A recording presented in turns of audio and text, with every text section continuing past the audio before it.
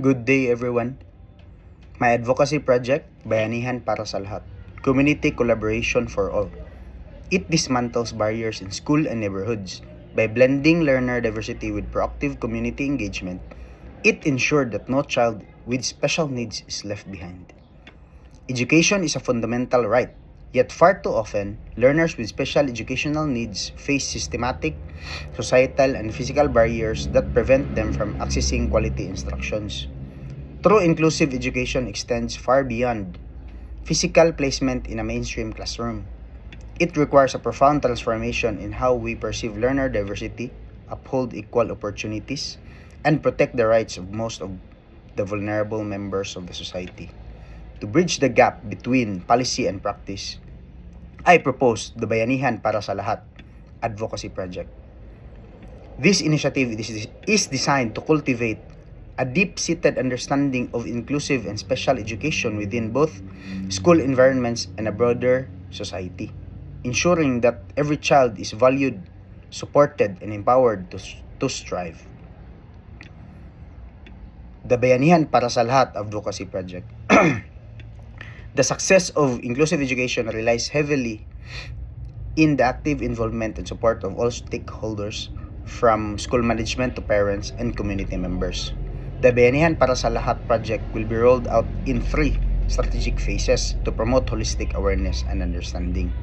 The first strategic phase, the Edukasyon para sa Lahat school seminars. We will conduct capacity building workshops for school administrator, general education teachers, and guidance counselors. This workshop will focus on the inclusive education models, effective individualized educational plan, and the physiological aspects of embracing diversity. Teachers will be provided with actionable methodologies to transform classrooms into safe, supportive environments that discourage bullying and labeling. So, ang first nga strategic phase is magkandak og capacity building workshops for di lang sa mga educators, apil pud sa mga parts or mga members sa eskwelahan. So apilo na to ang mga guidance counselor, apilo na to ang school administrators para makafocus kaning mga workshop kay makafocus sa pag inclusive education models, sa effective individualized education plans nga para ma-actionan ang mga classroom, mga safe nga supportive environment po ng classrooms, then maka-prevent po siya og bullying din ang iyang labeling. Then second nga strategic phase is community awareness campaigns and forums. Schools do not exist in a vacuum. To foster community level inclusion, we will host town hall meetings and awareness campaigns.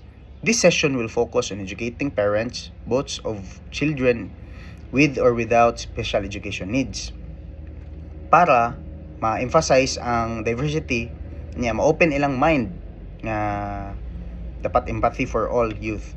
Then we can eliminate community prejudice and encourage local support structures.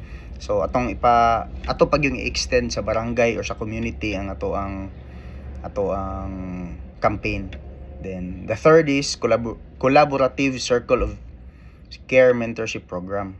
So kani pud siya kay atong i-pares ang naay special educational needs sa mga neurotypical or typical developing peers para ma-guided sila sa ilahang learning and play activities.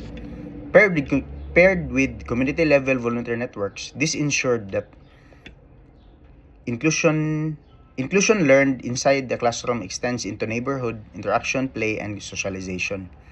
Ano siya? Muna ang tulo. Then in conclusion, advocating for special and inclusive education is shared moral imperatively. By championing learner diversity and fighting for the rights of the learners with special needs, we are doing far more than helping children pass examinations. We are building the harmonious, compassionate society where every individual is recognized as a valued member. The Bayanihan para sa Lahat project will serve as a testament to the belief that true peace and development begin when we leave no child behind. So, that's all. Thank you.